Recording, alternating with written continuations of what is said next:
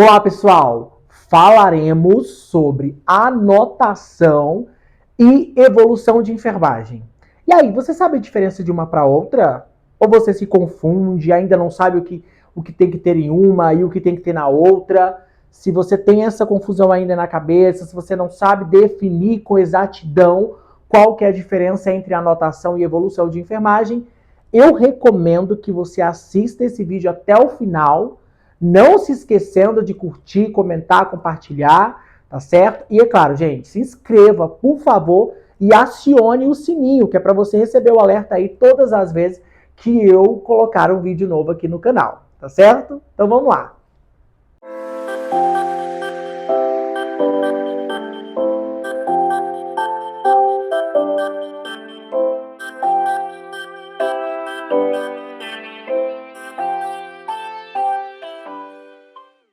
Pessoal, então vamos lá. O que é que seria anotação e evolução de enfermagem? Primeira coisa, eu preciso relembrar e tomar nota que a anotação e evolução de enfermagem é um ato obrigatório no que tange à evidência da assistência de enfermagem, tá certo? Então, se eu presto cuidado a um tipo de paciente, seja ele nível de terapia intensiva, seja nível ambulatorial, ou paciente de internação, eu preciso evidenciar a assistência prestada, tá certo?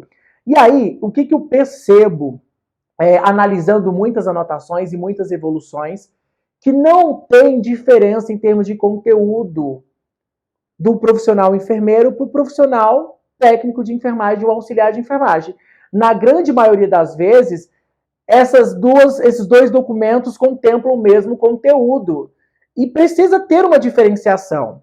E aí eu queria voltar um pouco e falar para vocês que a anotação de enfermagem é algo que compete ao técnico de enfermagem e ao auxiliar de enfermagem, e a evolução de enfermagem compete ao enfermeiro exclusivamente.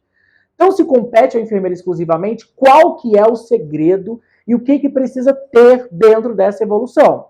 Que muitos enfermeiros simplesmente acham que só muda a nomenclatura, mas se você analisar o conteúdo de uma anotação de um técnico e de uma evolução do enfermeiro, acaba sendo a mesma coisa.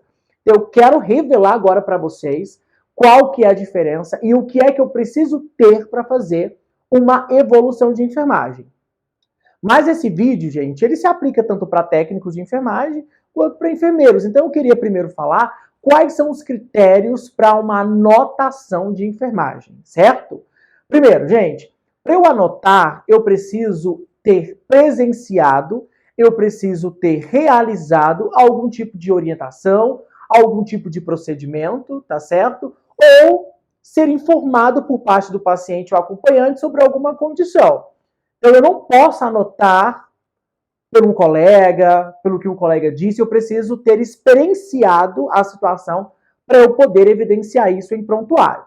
Então, a anotação, ela reflete sobre dados objetivos, dados que são claros, né? Por exemplo, o técnico de enfermagem recebe o plantão e ele vai fazer um banho no leito, realizar um banho no leito no paciente. Ele precisa anotar o banho no leito.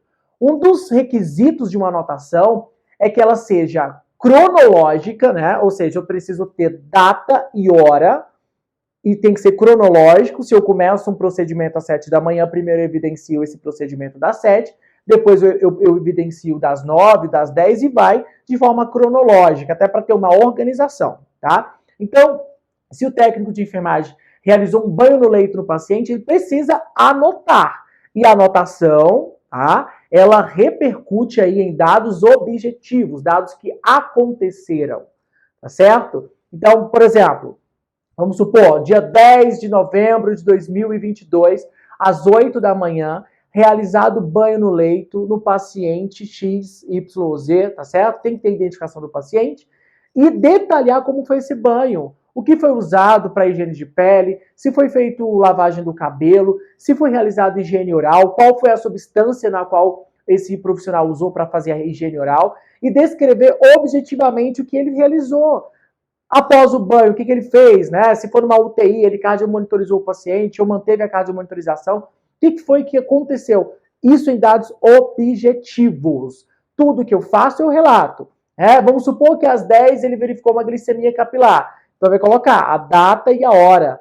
Realizado glicemia capilar, colocar qual foi o local onde foi coletado essa amostra de sangue para avaliar a glicemia, né? Colocar o valor e qual foi a conduta desse técnico inerente à obtenção desse resultado da glicemia. Comunicado ao enfermeiro, comunicado ao médico. Então ele precisa registrar dados objetivos. E aí tem vários, né?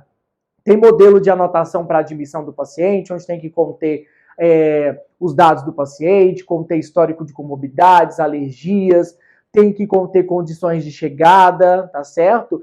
Tem anotações de pré-operatório, como que eu encaminhei o paciente para o centro cirúrgico, como que ele chegou, enfim, tem anotações de transoperatório, anotações de pós-operatório, tem anotações após a administração de medicamentos, tem diversas anotações.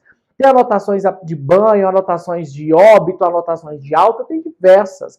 Então, o que nós precisamos saber? Que anotações, elas repercutem dados objetivos que aconteceram e precisam ser em ordem cronológica e eu só posso anotar aquilo que eu fiz, aquilo que eu presenciei. E claro, gente, ter no final de todas as anotações, seja ela de modo eletrônico ou manual, né, o registro profissional, o nome completo e a assinatura desse profissional, porque a anotação está dentro dos aspectos de documentação legal, então eu preciso de registro, não posso ter rasuras, borrão, né, não posso escrever entre linhas, não pode ter espaços, toda aquela regra legal que a gente sabe, ok? Mas agora eu quero saber se você sabe o que é evolução. Pessoal, e me ajuda, por favor, pelo amor de Deus, enfermeiros. Evolução, como o próprio nome já diz, eu preciso analisar a evolução do paciente, tá?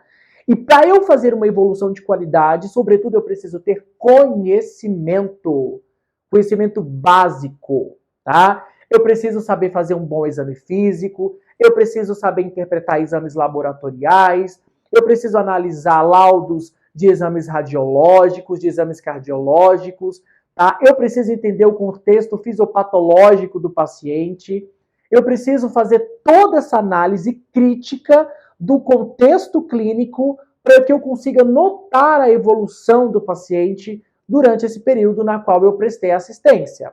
Então, o primeiro critério de uma evolução é que eu preciso avaliar o paciente por um período, ou seja, ali no seu plantão de 6 horas, 12 horas, eu preciso avaliar e, ao final, eu juntar esses dados, analisar esses dados de modo muito crítico, usando o meu raciocínio crítico para entender qual que é a evolução do paciente.